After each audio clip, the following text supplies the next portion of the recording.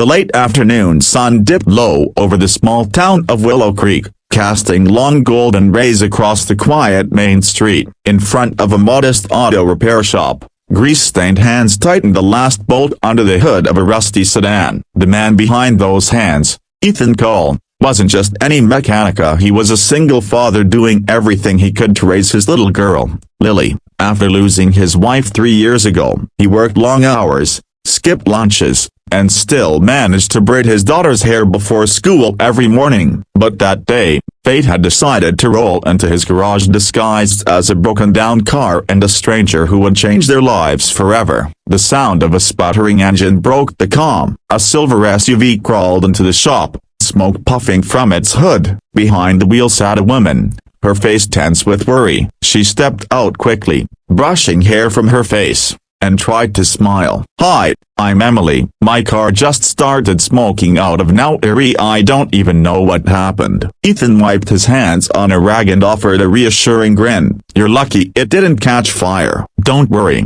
we'll take care of it." Lily, sitting on a stool with a juice box, peeked curiously at the woman. Her small eyes widened as if she saw something familiar, something her heart recognized before her mind did. While Ethan popped the hood and got to work, Emily paced nervously nearby. Her hands trembled slightly as she scrolled through her phone. She was a teacher at the local elementary school, and this car was her only ride to work. Recently divorced, she had been holding everything together for her young son, juggling bills, exhaustion, and heartache. Ethan noticed the worry in her eyes. It was the same worry he'd carried for years. "Looks like your radiator's cracked," he said softly. "It'll need replacing. Normally I'd charge for the part, but a broken bar I've got a spare one in the back. No cost." Emily looked up, surprised. "You don't have to do that." "Really?" Ethan shook his head. "I don't have to, but I want to." "You look like someone who's been through enough already." As the two spoke,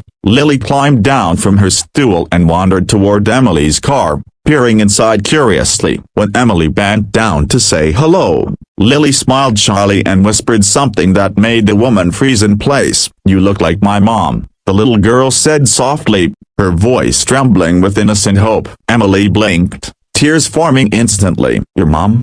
she whispered. Lily nodded. "She went to heaven, but I prayed for someone like you. A broken bar and now you're here." When Emily told Ethan what Lily had said, he froze, wrench in hand. For a moment, the air grew heavy, filled with emotions neither of them could name. He glanced at his daughter, her small hands clasped, her smile glowing, and then at Emily, whose eyes shimmered with tears. "She's a broken bar, been through a lot," Ethan murmured. "She talks to her mom every night before bed. Maybe she sees something in you that I can't." Emily didn't know how to respond. All she could do was smile gently and reach out to tuck a loose strand of hair behind Lily's ear. "Well," she said softly, "maybe your prayer just got answered." As the days passed, Emily came by the shop again, and not because her car was broken, but because she wanted to thank Ethan properly. She brought sandwiches, coffee, and one afternoon, a small gift for Lily, a sketchbook and crayons. The three of them began to share quiet moments together,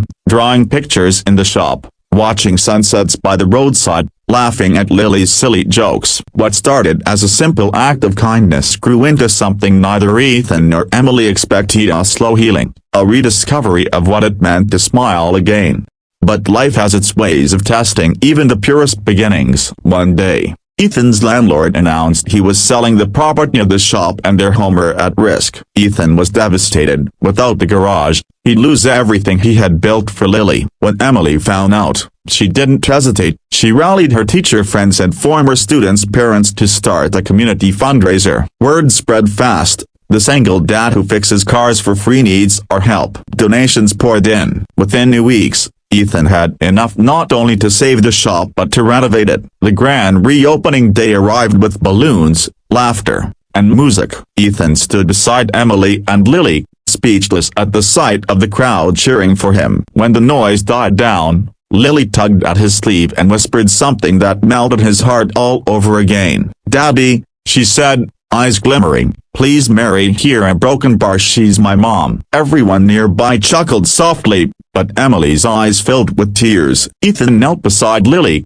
smiling through emotion he could no longer hide. "You think so, sweetheart?" She nodded firmly. "I know so." Ethan looked up at Emily, and in that moment, no words were needed. The woman who had walked into his life with the broken car had somehow repaired something far greater his heart. Months later, on a warm spring morning, the church bells of Willow Creek rang out as Ethan and Emily exchanged vows. Lily stood between them, holding both their hands, her face glowing brighter than the sun outside. The story of the single dad who fixed a car for free became more than a small-town tale. It became a symbol of love born from kindness, of how one act of generosity can mend more than metal and wires. It can fix souls. And somewhere in the back of that little shop, a small voice still whispered prayers at night, but now, they were prayers of thanks, because sometimes, what's meant to be broken down is only waiting for someone kind enough to rebuild it.